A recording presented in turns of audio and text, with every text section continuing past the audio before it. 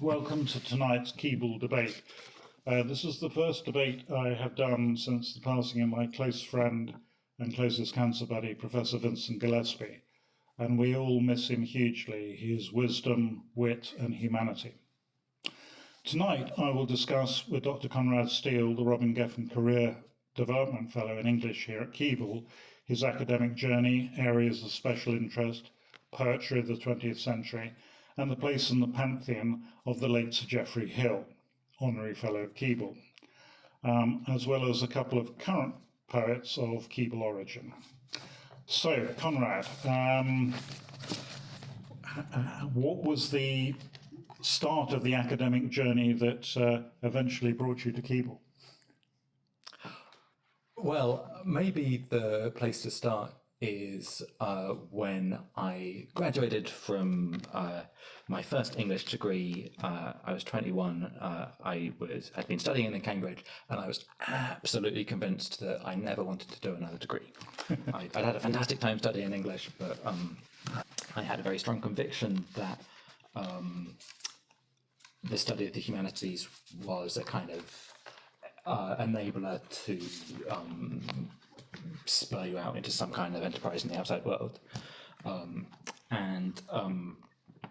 I spent a while doing that. I was a civil servant for a little while, and I spent a couple of years working for a charity as a kind of policy lobbyist. And 4 years later, I had started to rethink my position.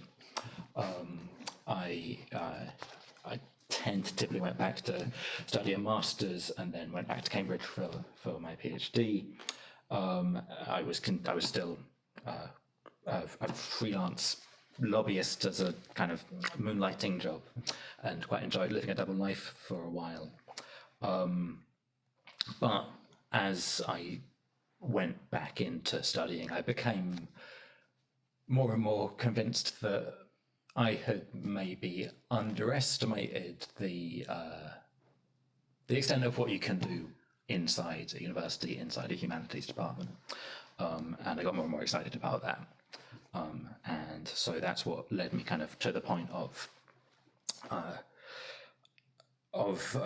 applying for this role at Keble. I'd completed my PhD. I was teaching in York, and by this point, I was really set on trying to spend as much time talking to people about literature as possible. Excellent. And any particular reason it was Keble? What attracted you to, what was the particular attraction of the Keble Career Development Fellowship? Well, I think that for reasons that are partly coincidental and partly a kind of snowballing process, Keble has become a real centre for activity and energy around the practice and study of poetry, which is of particular importance to my research. I only realised after arriving here that, to my knowledge, it's the only college named after a practicing poet. Keble was, as far as I can work out, it's very hard to establish the sales numbers from the 19th century, but there's a strong case that his A Christian Year was the best poetic seller of the 19th century, that it may well have outsold In Memoriam by Tennyson, it might have outsold anything by Longfellow. It was a huge hit. That's by the by, but maybe has something to do with the fact that poetry seems to have been an active part of the college's life to this day. We'll talk later about Geoffrey Hill as one of the college's most esteemed literary alumni and one of the greatest poets of the 20th century by all accounts. And today, I think it has to be said, in large part through the remarkable energy and ability of Matt Davis, one of the tutorial professors here. Keble is known in Oxford as the place to come for the most exciting, stimulating poetry events. There's a series called Poets at Keble, which has had an incredible range of readers just in the time I've been here. Adam Phillips, the amazing psychoanalyst and writer, comes and gives a termly seminar called Poets at Keble. Sorry, called The Poet's Essay. He talks about one poet and one essay by that poet each term. It's really like nothing else I've been to. It's an amazing kind of intellectual experience trying to keep up with the way that he thinks about the relation between the essay form and poetic practice and his own psychiatric expertise. T.J. Clarke, an absolute intellectual hero of mine, very well known art historian, has over the last couple of years been giving a seminar series as well. So the wealth of poetry related events and conversations that that gives rise to is, I think, unparalleled in any other institution I can think of. One other thing that I just mentioned as part of that, because actually in a way to me it's been the most important part of the kind of the community of thinking about literature in Keble specifically and in Oxford, is there's a discussion group that's been running for I think about 10 years. It's called the Salutation and Cat, which I think is a reference to a particular path that college used to go through, if I remember rightly. It's a very simple structure. There's 4 or 5 poems that are circulated in advance, and anyone comes and they can say anything they want to about those poems. I think it has some similarity of ethos with this kind of event. And as an educational experience, it's unparalleled. It's unusual. It's unusual to have that kind of concentration of enthusiasm and expertise in the room. So yeah, it's a really kind of the ideal of a kind of community of scholars at its best. My great friend, the late Professor Vincent Gillespie, said the first step after a DPhil was the toughest, and he indeed had to go to Reading University while he was completing his DPhil at Keble before getting an English fellowship at St Anne's. His experiences were a large part of what persuaded me that this career development fellowship was important, because he that's what he would have got if he would have applied for if it would have been one. Is that sort of difficulty getting the first step on the ladder post DPhil, is that still true? I think it is. I think it is true that I'm sure that all of us will have heard plenty of conversations about the sticky moment that we're in the humanities and in university funding more generally. I don't want to replay the talking points that we'll all have heard before about the difficulty of the job market and all of the factors that are behind that.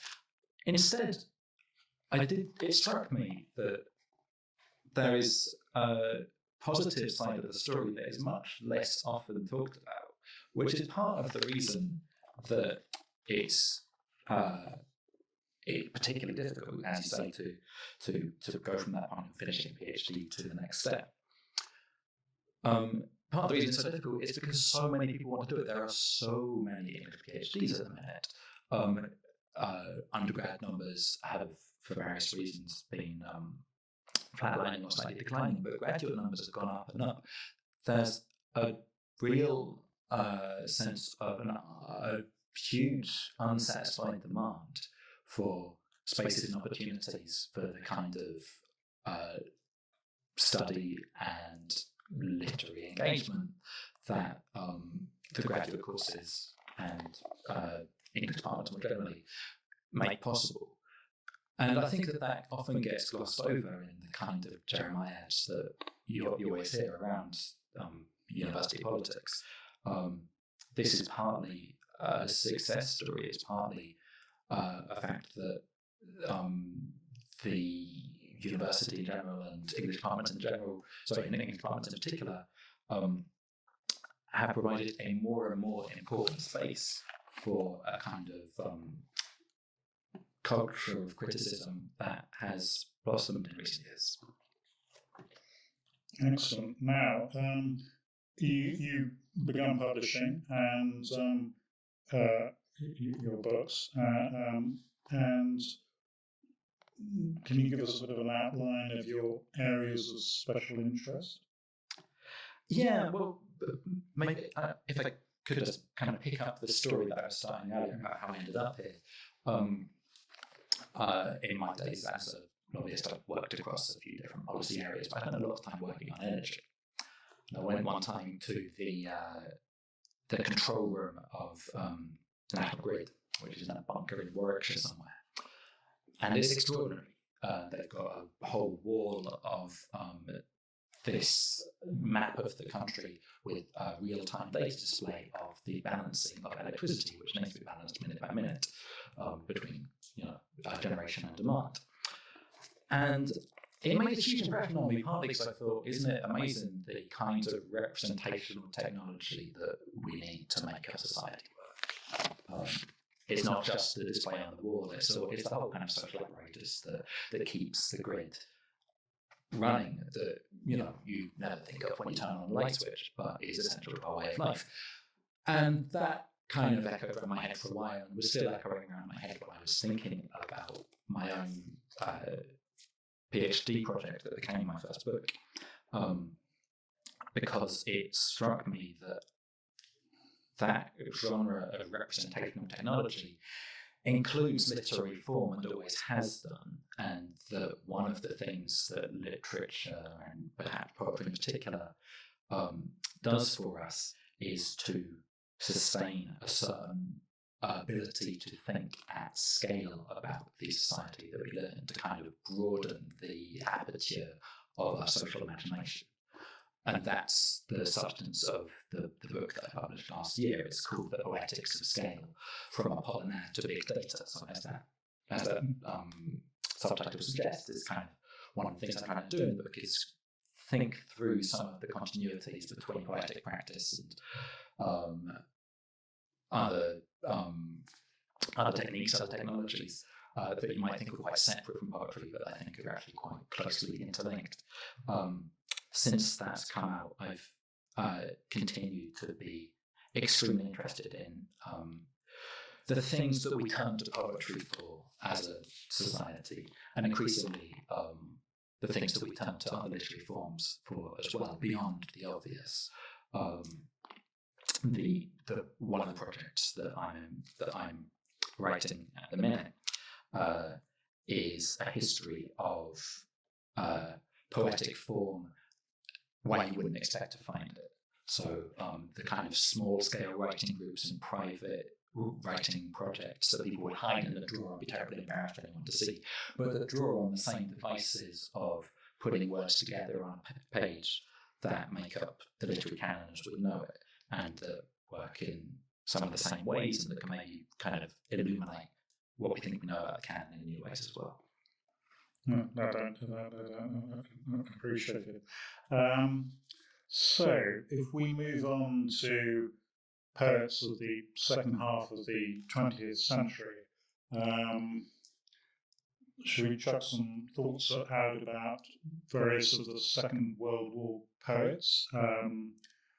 I would highly recommend anybody that hasn't read Sidney Keyes, Alan Lewis, Alan Ross, and Keith Douglas, probably my favourite.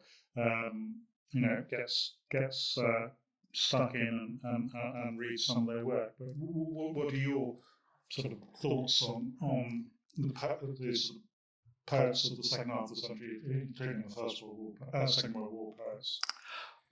Well, I think that one of the most interesting things for me about the story of poetry, starting from the Second World War and onwards, is that there isn't one.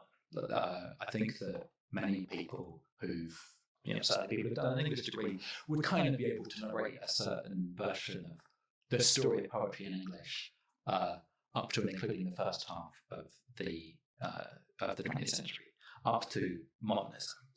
And then what happens? Well, everyone you ask is going to give an entirely different answer. There's no consensus.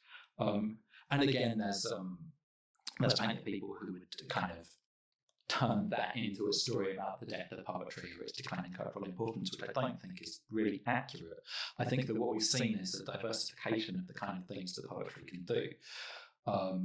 I think that it has changed its shape within the culture from this kind of revered monolith enshrined within educational structures that it was through the 19th and early 20th century. And as a kind of, as the sort of frontier technology for a certain kind of verbal lyricism, in some ways you could say that it's been supplanted by music, by pop music in interesting ways. But what that means is that I think that poetry has splintered into 1,000 different versions of itself. It's become a kind of utility tool that can do whatever people want it to do in different contexts. So just two poets that I thought I would kind of allude to kind of in illustration of that. Three, but one we're going to come on to is Jeffrey Hill in a moment. But two other poets that I think kind of are really important representative figures for late 20th century poetry. One is John Ashbery, who's probably the best known of what are known as the New York School poets, who is wildly entertaining and playful and ironic. And I think for anyone who spends enough time with him or with other New York School writers, Barbara Guest, Frank O'Hara, kind of teaches you this new way of being, a kind of like a sprezzatura of thinking about your life and thinking about your surroundings that is kind of this gift that this style of New York poetry has kind of given to the 20th century. In contrast, you might think about someone like Adrian Rich, who was a contemporary of Ashbery, hugely important figure in the post-war feminist movement, and kind of a paradigm of the ways that poetry can help us think about social issues, that poetry can concentrate a kind of ethical energy in a way that I think no other form can do in quite such a forceful way. So the kind of association between poetry and politics that we take for granted now, I think, is very largely something that passes through poets like Adrian Rich. But as I say, these are just two kind of like points in this constellation that you could look at in 1,000 different ways. Okay, I'm going to read a very fine poem by Keith Douglas. It's called How to Kill. Under the parabola of a ball, a child turning into a man. I looked into the air too long. The ball fell into my hand. It sang in the closed fist, "Open, open, behold a gift designed to kill." Now in my dial of glass appears the soldier who's going to die. He smiles and moves about in ways his mother knows, habits of his. The wires touch his face. I cry, "Now!" Death, like a familiar, hears, and look, has made a man of dust of a man of flesh. This sorcery I do. Being damned, I am amused to see the centre of love diffused and the waves of love travel into vacancy. How easy it is to make a ghost. The weightless mosquito touches her tiny shadow on the stone, with how infinite a likeness man and shadow meet. They fuse. A shadow is a man when the mosquito death approaches. I think perhaps there's a sense with the Second World War in particular that it became quite remote. People were killing people from very long distances. It wasn't the sort of face-to-face, almost trench combat of the First World War. And people were grappling with that. And also so many of the poets of the Second World War, Keith Douglas, Sidney Keyes, Alan Lewis, they all died terribly young. Yeah. And so we've only got, well, I'm not going to call it their juvenilia because it's much, much better than that. But we've got their early work, and they were denied the opportunity, to produce later work. And I think that's a real tragedy. And perhaps that is, one of the reasons why there isn't that cohesion from from sort of First World War through the Second World War, in that we lost a lot of the best poets. Is there anybody in that particular range that springs to mind? Maybe Sidney Keyes, writing about, who died tragically young, and titled War Poet. I am the man who looked for peace and found my own eyes barbed.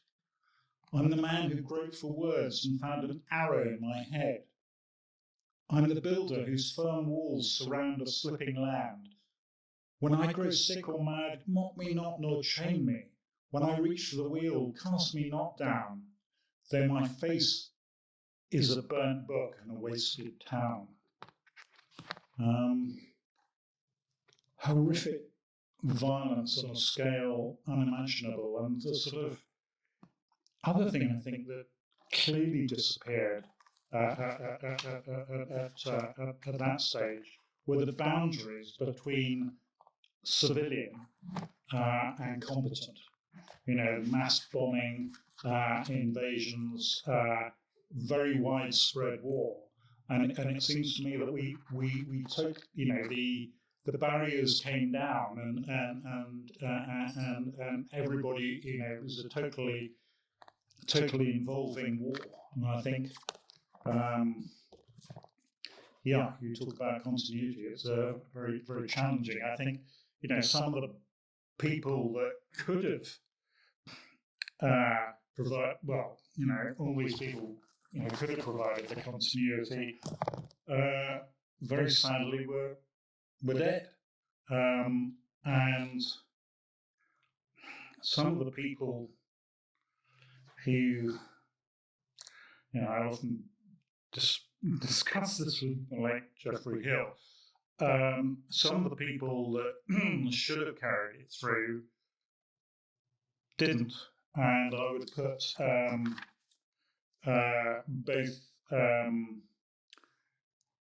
both Yeats and the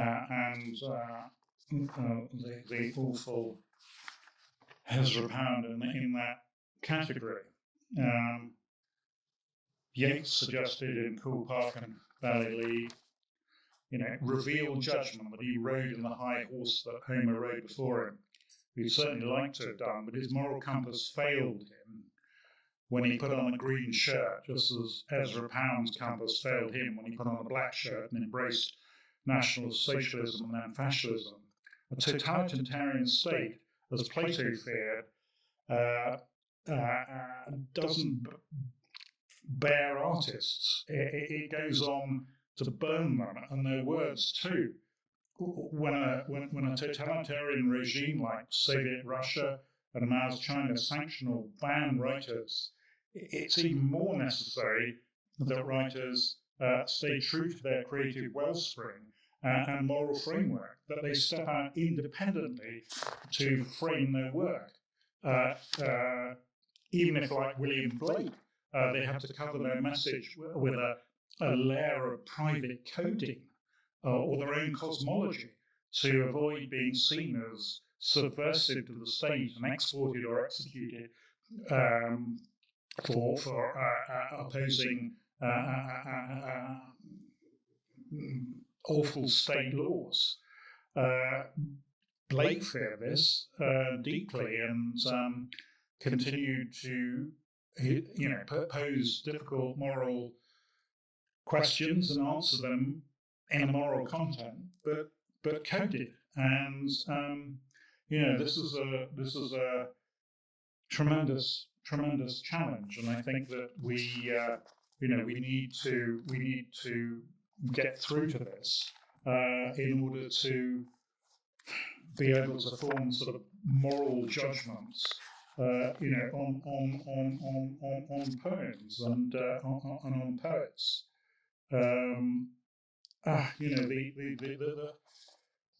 the advent of awful war just, it goes on and on, and you could argue it started with the American Civil War. That had an impact, the trench, and then the bombing and Holocaust of the Second World War. I think in contrast, this is just sort of horrific, and I think we sadly, we don't recognise somebody of the quality of Isaac Rosenberg, who Geoffrey lectured on a great deal, wasn't recognised in his lifetime, most probably because of his being sort of low down the social scale, and also because of his religion. And I think that gosh, it's a tremendous challenge. Somebody once wrote, "There can be no poetry after Auschwitz," and that's wrong. And it took Geoffrey Hill until Geoffrey Hill, when he wrote September Song, which you're going to read, probably the best poem I know that confronts the horrors of Auschwitz. There was also a gentleman called Abba Kovner, 1918 to 97, who's one of the greatest poets of modern Israel, released in 1942 in the Vilnius ghetto. He released a manifesto twice repeating the phrase, "Let us not go like lambs to the slaughter."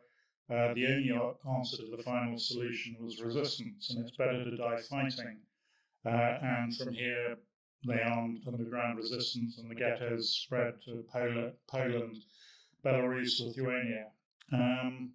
And it was by choosing resistance that Kovner moved from victim to fighter and reclaimed the use of his imagination. And this allows him to write the poetry that he couldn't write if he was in Auschwitz.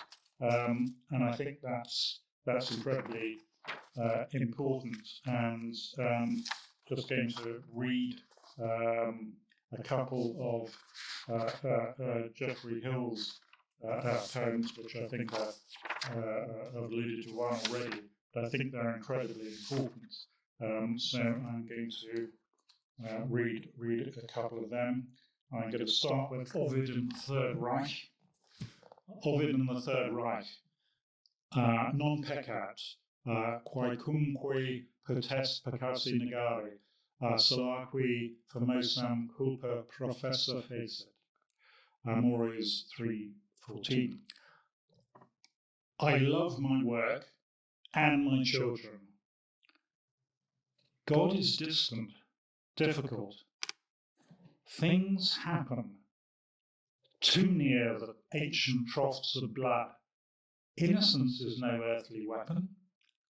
I have learned one thing, not to look down so much upon the damned. They in their sphere harmonize strangely with the divine love. I in mine celebrate the love choir. And then my favourite of all Geoffrey's poems, I think, September Song. Born 29/6/32, deported 24/9/42, and it's addressed to somebody who had the same birthday as him, and he visited Auschwitz, and this was a young lady who died there. Undesirable you may have been, untouchable you were not. Not forgotten or passed over at the proper time. As estimated, you died. Things marched sufficient to that end. Just so much Zyklon and leather. Patented terror, so many routine cries. I have made an elegy for myself, it is true. September fattens on vines, roses flake from the wall. The smoke of harmless fires drifts to my eyes. This is plenty. This is more than enough. You were going to read a... Yeah, so read another from Jeffrey Hill. Yeah. So we were talking about Requiem for the Plantagenet Kings, weren't we? Which is this is another from his first collection. It's extraordinary to me the thought of writing a first collection as a young man with such absolute seriousness. And what we were talking before about confidence, the confidence and sense of legitimacy or permission that's, I guess, the kind of starting point for any kind of literary writing. And Jeffrey Hill is an amazing example of that. So yeah, this is Requiem for the Plantagenet Kings. For whom the possessed sea littered on both shores ruinous arms, being fired and for good, to sound the constitution of just wars, men, in that eloquent fashion, understood. Relieved of soul, the dropping back of dust, that usage, pride admitted within doors. At home, under caved chantries set in trust with well-dressed alabaster and proved spurs, they lie, secure in the decay of blood marks, crowns hacked and coveted, before the scouring fires of trial day alight on men, before sleeked groin, gored head, budge through the clay and gravel, and the sea across daubed rock evacuates its dead.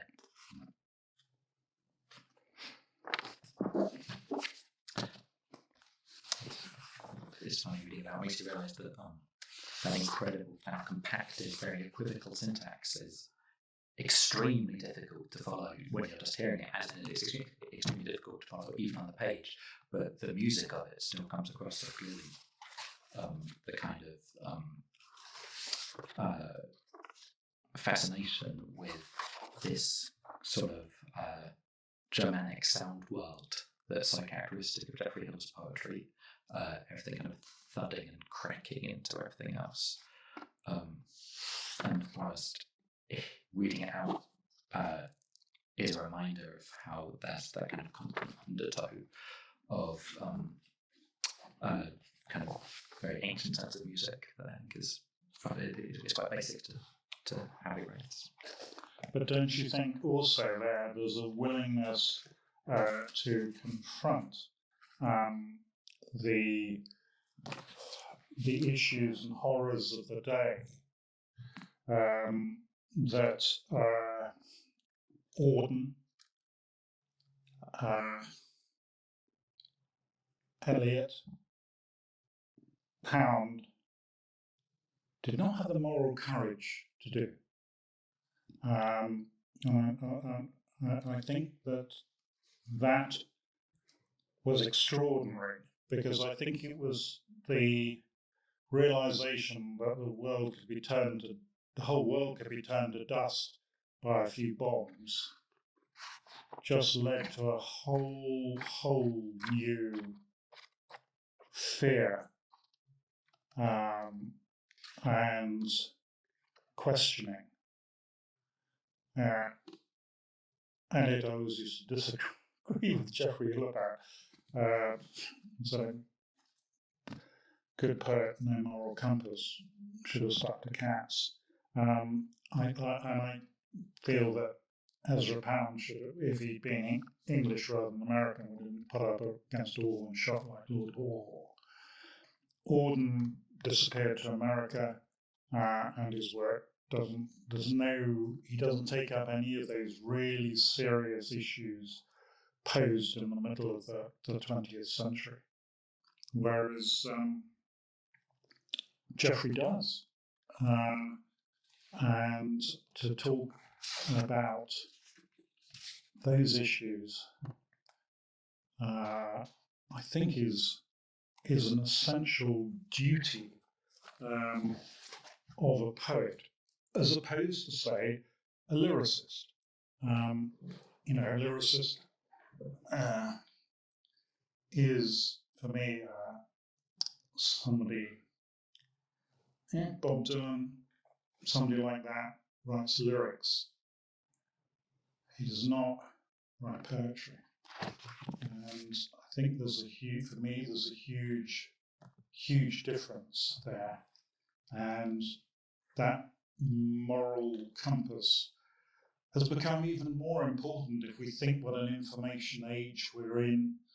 When I was at Oxford, there was no social media at all. Now we're bamboozled with printed media, social media, stuff coming in on your phones.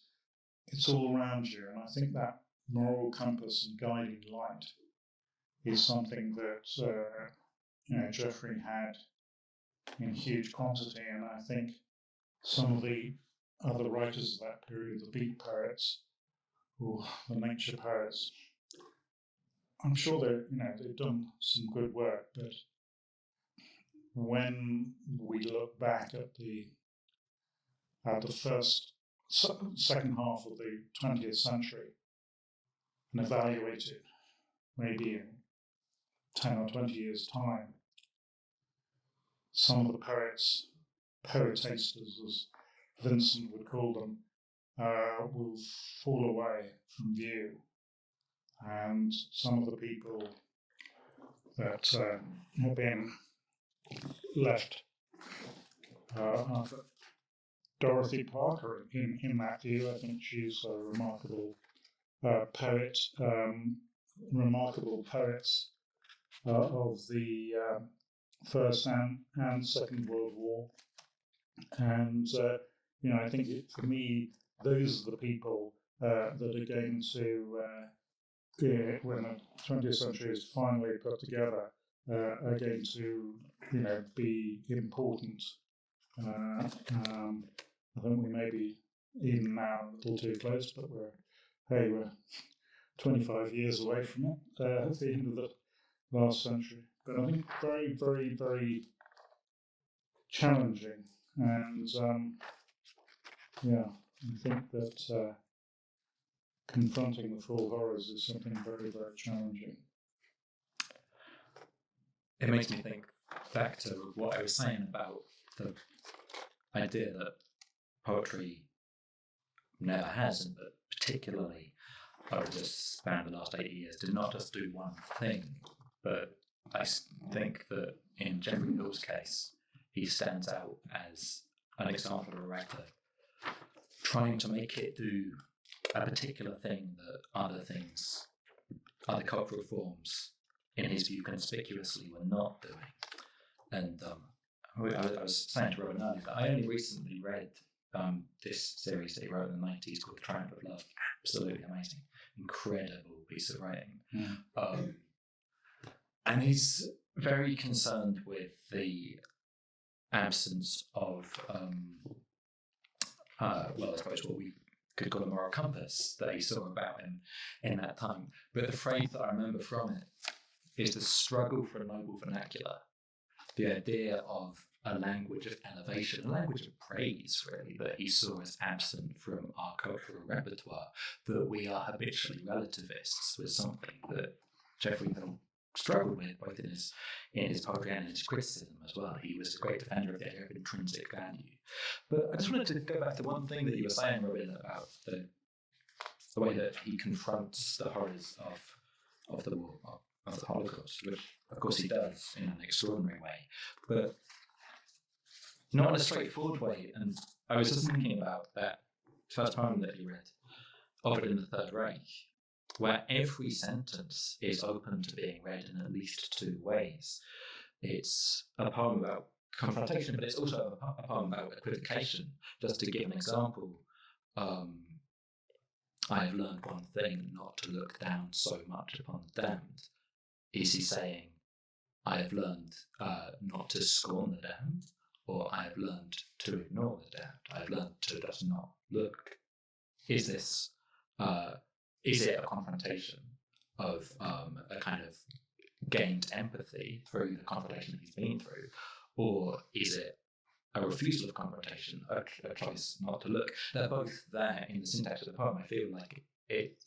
One of the things that he makes this particular kind of verbal technique do, which I totally agree, is not open to lyricists, even the greatest of them, because it can only happen in this way on the page, is to construct that kind of complexity and openness of meaning that I think I think he makes a very compelling case that we need that. Yes, and I think with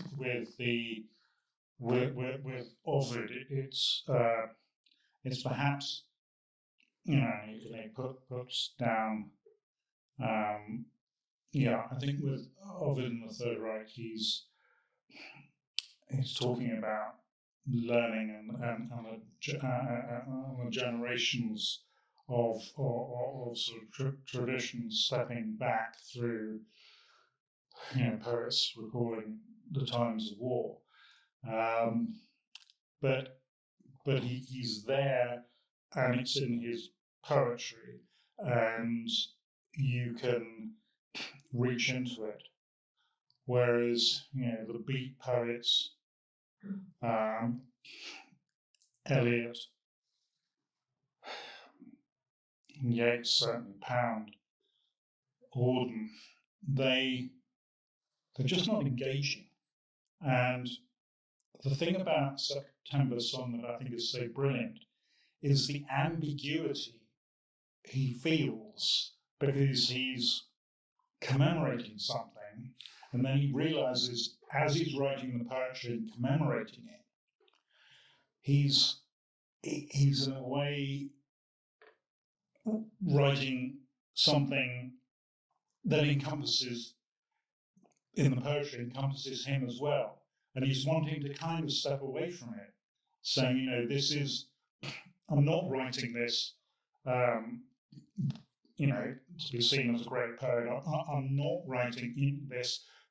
And the horror is so real, and he's sitting there imagining in the garden with the roses out, and then he smells the bonfire. And these things are resonating around him, the smell almost, the taste, the reminders. And he's trying to grapple with this extraordinary nation that a young girl born on the same day and year as him has been obliterated by a fascist machine, and that's really sort of going there and confronting it. But there's this sort of personal thing of, you know, I know I'm writing this, but it's not a memorial to me, it's a memorial to others. And I think it's the most extraordinary piece of work, with its moral depth. It's looking right round the situation from the young lady who she shared a birthday with. Geoffrey encountered the Second World War, the bombing of Coventry, because he lived near there, and not far away, and he sort of saw it on the hills, Coventry Cathedral burning. So he did see for himself some of the impact of mass bombing of the Second World War, and I think he emotionally and sort of physically experienced it, and just incredibly challenging to write poetry, but he did, and God bless him for that. Yeah, absolutely. You know, I think that was incredibly important. Now I need to have a quick eye on the time. So we, in terms of of Vincent. I think he'd one of the last things I did with him was, the poetic is naturally attracted by the mystical. What lies beyond and hidden inspires writers to compose songs of the threshold, perpetually gesturing towards the unknowing and parsing the unsayable. And I think that that phrase, for me, opens up a lot of extraordinary poets, some of them for another day. Before we have a few questions, shall we just close out with a couple of more recent Keble poems? Shall I hand over to you first? Yep. Fantastic. So, as many of you will know, the first holder of the Robin Geffen Green Endowment Fellowship was Erica McAlpine, who's now a tutorial fellow at Teddy Hall, and is a wonderful poet who has recently, last month, the month before, released her second collection called Small Pointed Things. So we thought it'd be nice to share something from this. Sorry, I forgot which one we talked about. Perhaps the second warthogs? Yeah, or the scorpion, which ever is. I've got the second warthogs here. Okay. No, perfect. Sorry. Very happy with that. I think it's a lovely example of her amazing kind of grace and funniness as a poet. It's called The Second Warthogs. I saw them from the canal, nosing their way through a spare enclosure behind the zoo. Dusk grey, two of a kind, and utterly unimposing.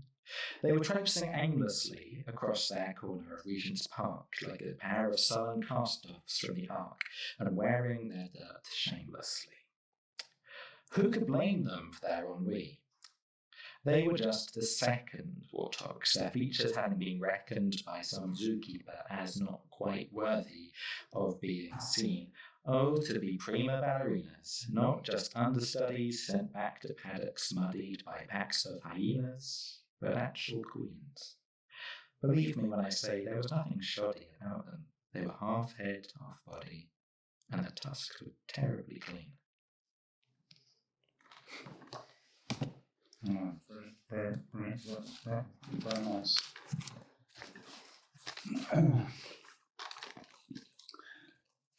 Easter Day 2020. Words for you in your time of silence. Words bent, twisted and warped across the weft of an ignorant media. Will you finally re-emerge for us now? Splattered with desert sand and so otherworldly. Long hair, robes and piercing blue eyes. Will you speak again with singular authority, those incisive, timeless words heard only in the throes of war, pestilence, famine and plague? Words so light that even the gentlest breeze could carry them far, far out to distant oceans.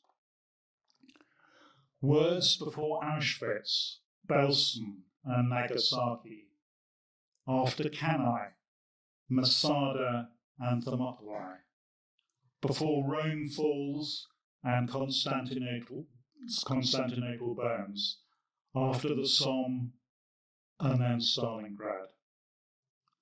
Will anyone hear these precious words? Before this silent, faceless, brutal killer chokes the last of us, hidden in lonely fastness, leaving only shadows to fill the prairies. Now, I'm going to read you. Well, that's brilliant. And is that by you? That's by me. That's very kind. And I'm mortified you said no, probably yes. uh, That's brilliant. Thank you, Ron. I'm going to I sent this to Vincent Gillespie, and he said, I've been spending some time with your poem over the last few days. I like it very much indeed. I like the incisiveness of the vocabulary. I like the jagged assertiveness of the syntax.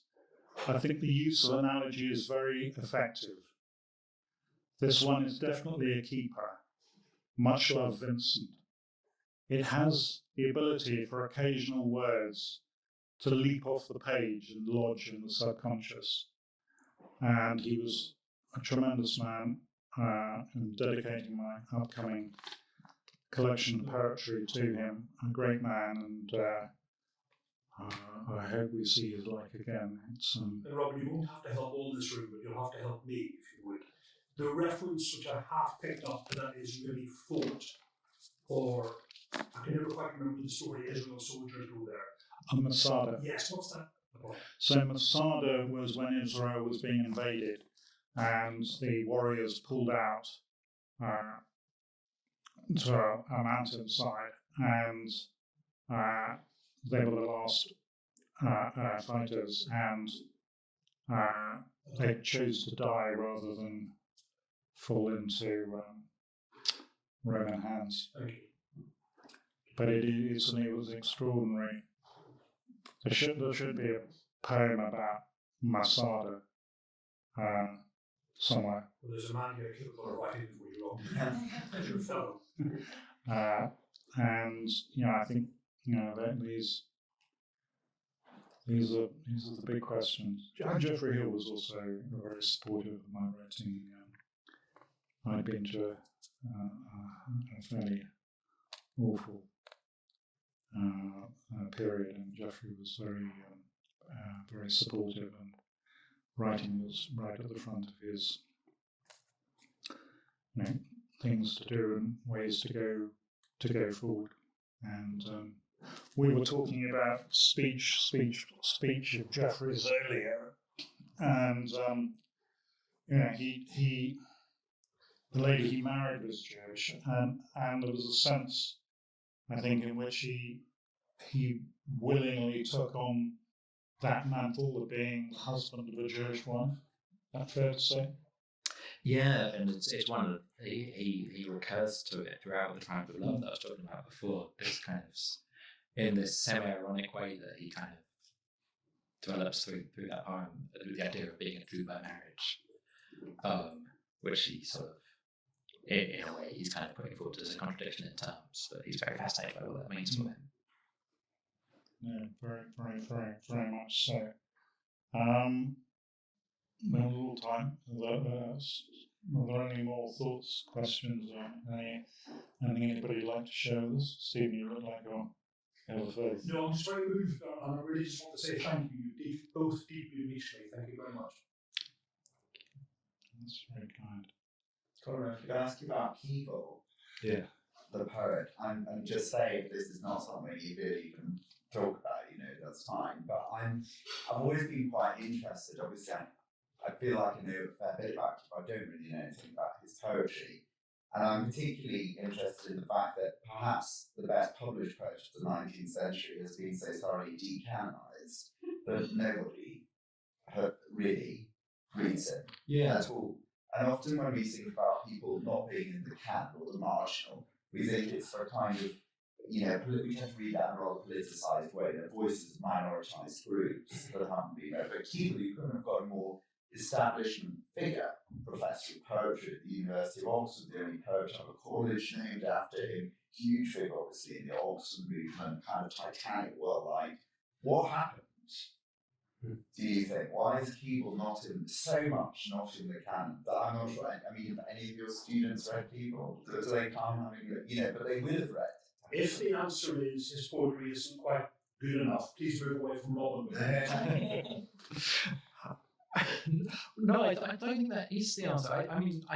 One answer to what happened is modernism. That there was a kind of aesthetic upheaval that made the vast majority of late 19th century poetry unreadably embarrassing for most readers who've been through an educational system that taught them that the values that are propounded by the larger part of that style are sort of synonymous with a kind of cloying sentimental conservatism.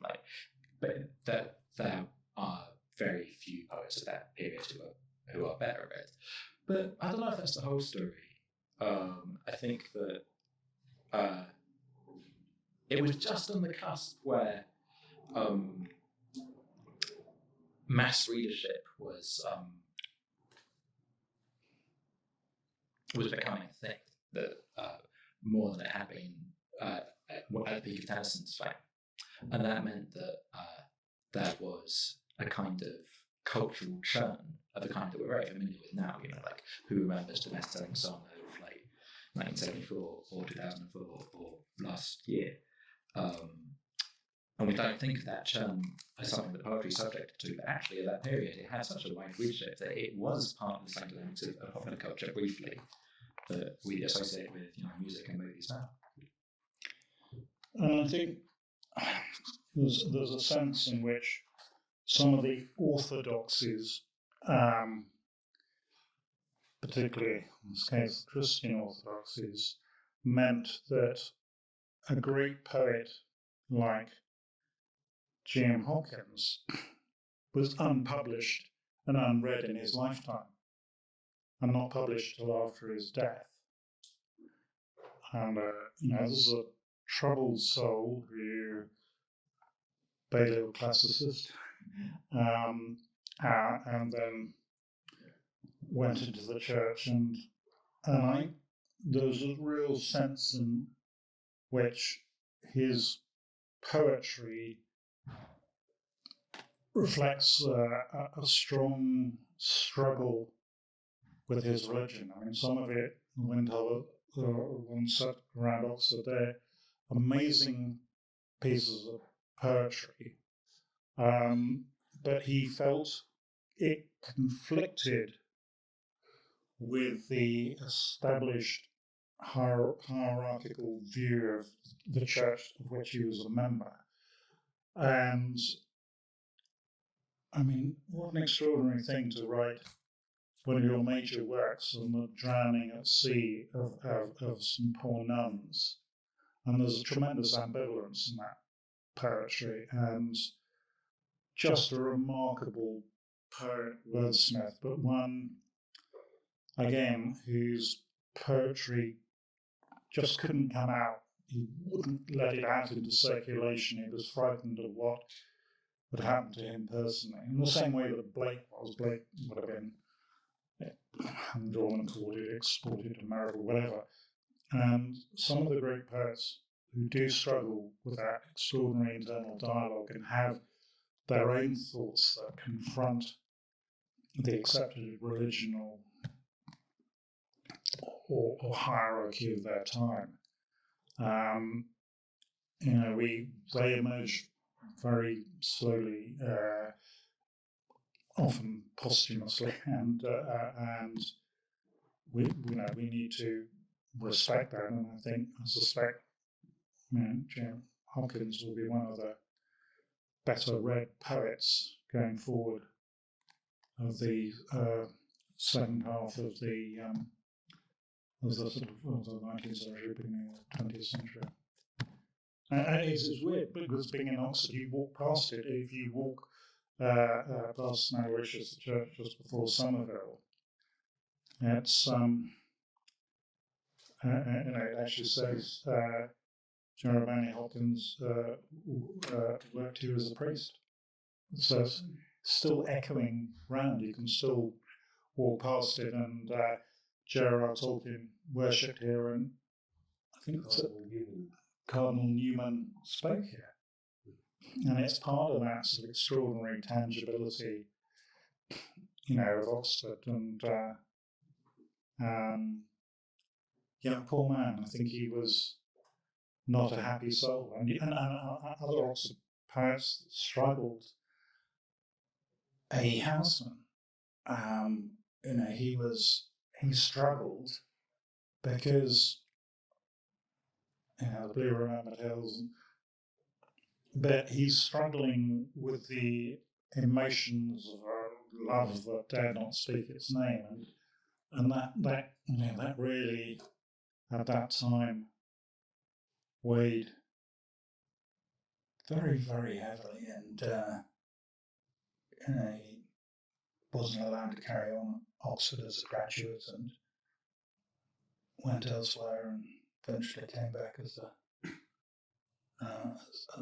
St John's as a poetry professor. But it's some of these issues, big important issues, can really, really affect the whole living and emotions and the whole life of a Blake or a Hopkins or of an A.E. Houndsman. And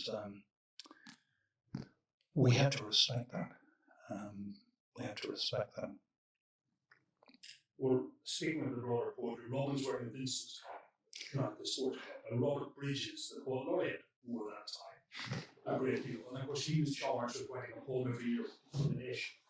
Strikes me, Conrad, as your position as the Robin Geffen Fellow, you look at the poet laureate of Keble. Could you perhaps write a poem about Sir Mike every Christmas? I do already. Yeah, that's well, I look forward to reading it. I think we should adjourn. We should adjourn on that note. Pretty convenient. Yes. Well, that's been a real treat. Thank you. Back next term, and Rufus Norris just sat down from the National Theatre, is going to very definitely squeeze us into his diary, having squeezed us out of his previous. That was very special. I think this was very, very important.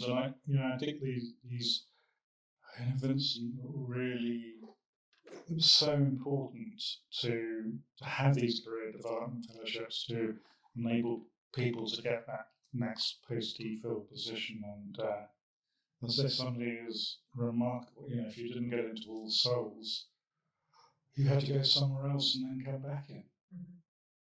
And he was up against the amazing Ian McGilchrist, probably the cleverest man of our lifetime, who got 2 All Souls fellowships, one in English, then qualified as a doctor, and came back and got another one in medicine. So, those All Souls places were very, very, 2 a year, very precious, very hard to come by. And the fact that there's more and that Keble's able to offer them is great. Yeah, well, it is. And obviously appreciated. I don't know. Thank you.